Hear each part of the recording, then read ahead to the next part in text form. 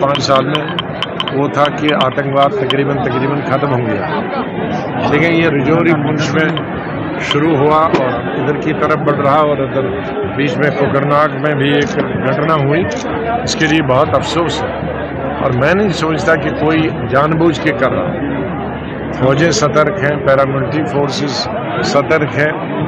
अब केंद्रीय सरकार को और राज्य सरकार को मिलके जितनी हमारी सिक्योरिटी एजेंसीज़ हैं उनको बढ़ाने की ज़रूरत है और हमारी जो एजेंसीज़ हैं वो तो एक्टिव होनी चाहिए, लेकिन जिन जिन जगहों में ये ऐसी घटनाएं होती हैं वहाँ सरकार को वहीं लोकल सिटीज़न को इन्वॉल्व करना पड़ेगा, आम शहरियों को करना पड़ेगा।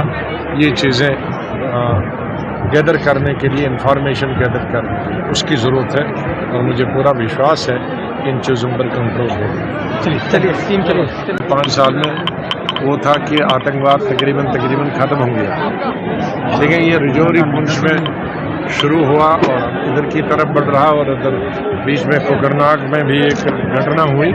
इसके लिए बहुत अफसोस है और मैं नहीं सोचता कि कोई जानबूझ के कर रहा। फौजें सतर्क हैं, पैरामिलिट्री फोर्सेस सतर्क हैं। अब केंद्रीय सरकार को और राज्य सरकार को मिलके जितनी हमारी सिक्योरिटी एजेंसीज़ हैं उनको बढ़ाने की ज़रूरत है और हमारी जो एजेंसीज़ हैं वो तो एक्टिव होनी चाहिए, लेकिन जिन जिन जगहों में ये ऐसी घटनाएं होती हैं वहाँ सरकार को वहीं लोकल सिटीज़न को इन्वॉल्व करना पड़ेगा, आम शहरियों को करना पड़ेगा।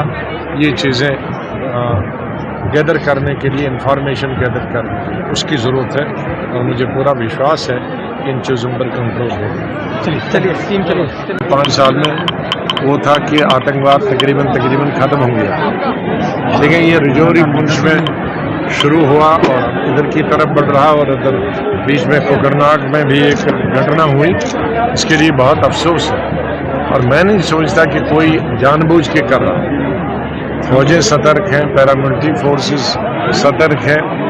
अब केंद्रीय सरकार को और राज्य सरकार को मिलके जितनी हमारी सिक्योरिटी एजेंसीज़ हैं उनको बढ़ाने की ज़रूरत है और हमारी जो एजेंसीज़ हैं वो तो एक्टिव होनी चाहिए, लेकिन जिन जिन जगहों में ये ऐसी घटनाएं होती हैं वहाँ सरकार को वहीं लोकल सिटीज़न को इन्वॉल्व करना पड़ेगा, आम शहरियों को करना पड़ेगा।